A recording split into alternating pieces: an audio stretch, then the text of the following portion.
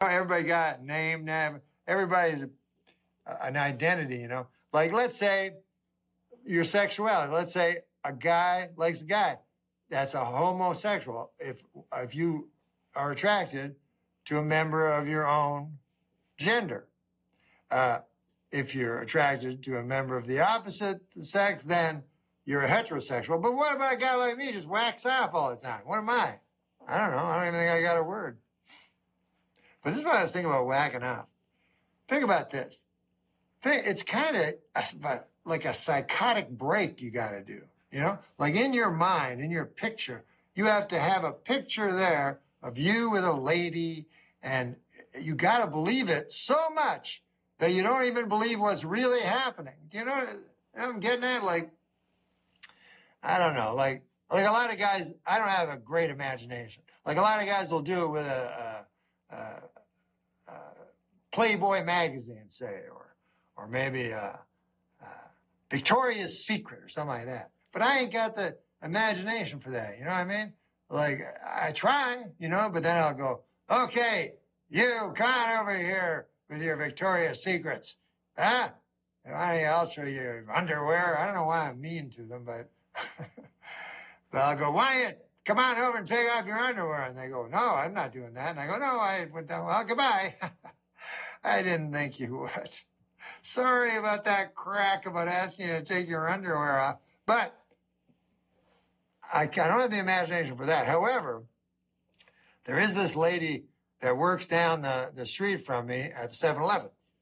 And she's not much to look at, but she likes me, and that's the important thing. And I know in that way, in that certain way, that women like men. And I know she likes me on account of one time I was buying sour cream and onion chips and vanilla Swiss almond ice cream, and I'm getting it, right? And she goes, I like sour cream and onion chips too. And I go, oh yeah, that's interesting. And she goes, no, I really like them. And then I look up, I'm like, because sometimes the shadow of the thing is bigger than anyways, I knew that she liked me. So then, for the next 2 months, you know, I'm whacking off, and oh my God. Now, in my head is me and the girl. I don't think any guy could just, in his head, have, you know, himself whacking off. That wouldn't work. And I'm only talking about men. Because I've asked women, you know, I've said, what do you do when you lie with yourself and make your finger a blur like a hummingbird's wing? What do you think of in your head? And then they go, oh, a hammock. And I'm like, oh. So anyways, they're a little more advanced. But we have to think of a specific scenario. So my scenario is the lady from 7-Eleven. I go, hey, they're giving you a break. I'll show you a break on over here. My jokes don't even make sense. But anyways, I get them. But what I'm interested in is in the moment when the fever breaks. You know what I mean? When that 4 seconds of issue that you spend so much time going after, it ends. You know what I mean? So, because you're thinking of all these things in your head, you've just got a psychotic break going that would rival a paranoid schizophrenic. And then all of a sudden it stops. You know, you're like, ah! It's just me. There are no ladies at all. It's just me. I gotta get a hold of myself. What'll I do here? I know. I'll go downstairs. I'll get a cheese sandwich. Yeah.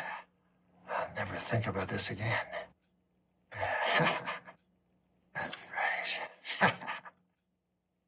So I'll be honest with you. Psychology, I don't understand psychology, I'll tell you. I don't even know if it's real.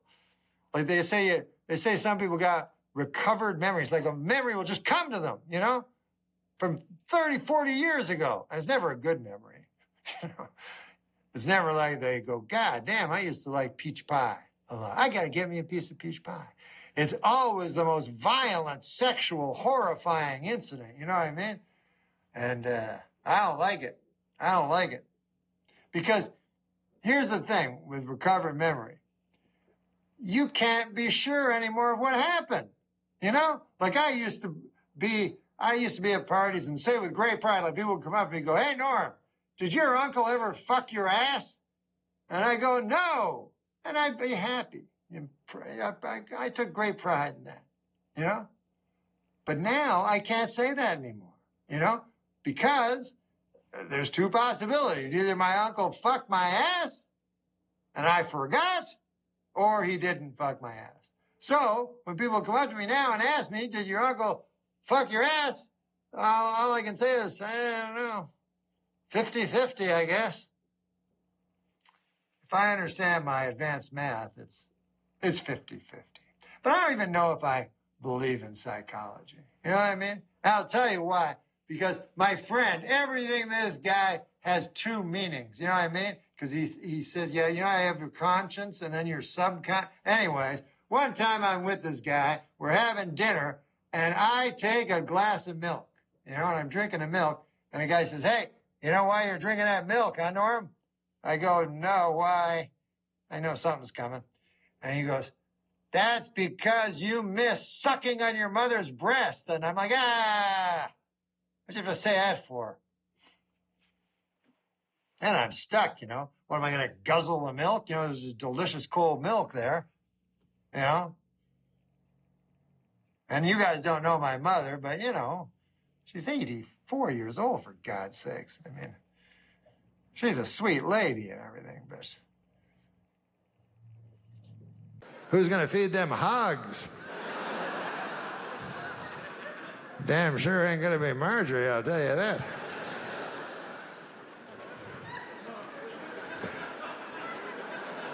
You know what else I like about the magic phone? Wikipedia.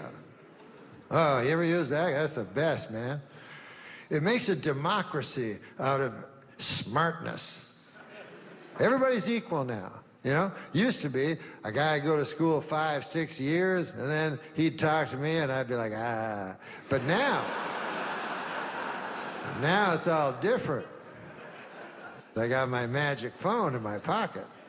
So a guy will say to me, he'll go, "Hey, Norm, you ever hear of a fella that went by the name of Claude Monet?" And I go, "Why, of course I have. I got to go to the bathroom."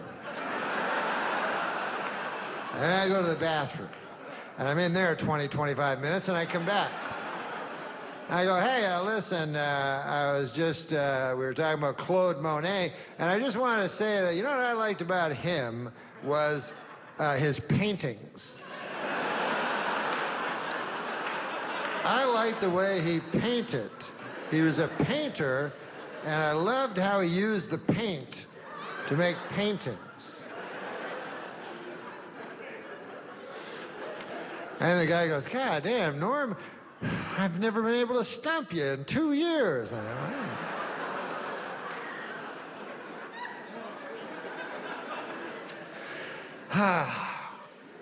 go, But I looked on because I like learning on my Wikipedia, and I looked because I was wondering about fame, the nature of fame, because it's changed so much, you know? And when I was young, it was one thing, and now it's a whole different thing. And I was wondering how many people have been to the moon, like have actually walked on the moon. So I looked on my magic telephone, and I found out only 13 or 14 in the entire history of the world. You would think that would make you very, very famous. But no. The last guy who walked, now you'd think he would be famous for being the last guy to be on the moon. His name was Harrison Schmitt. Now, who ever heard of him? Meanwhile, he goes all the way to the moon, hangs around there.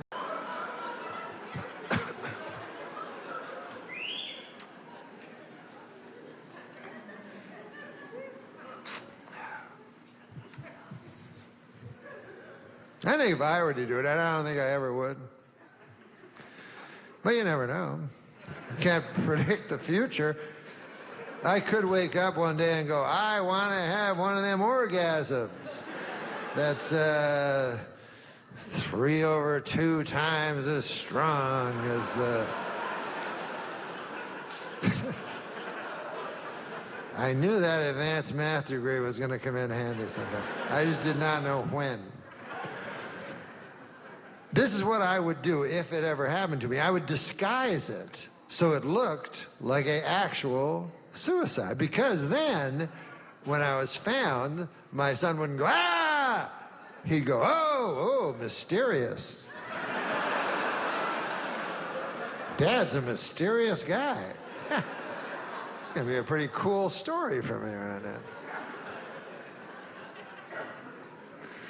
So I would pretend, you know, it was a real suicide. Like I would write a note, a suicide note. Do you think this would be funny, just as a practical joke, if you just wrote a suicide note and just blamed some random guy? Do you think that would be, you know what I mean? You know, like you're Barber or something like that, you know, you know, it's all Ralph Abernathy's fault. Because you know the police would be compelled to go to Abernathy's barber shop and go, have you ever heard of a fellow named Norm Macdonald? I go, yeah, he'd come in every couple of months for a trim. Oh, okay. Well, anyways, he took his life because of you. I wrote it here in this letter. Would you like to keep the...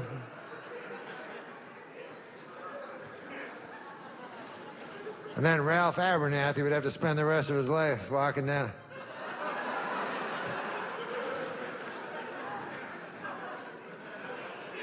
Life's hard enough without having to...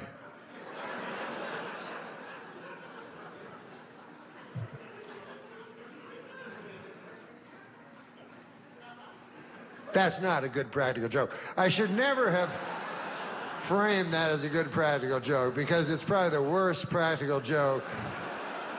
You know, it's the kind of practical joke gets you raped by the devil for all of time.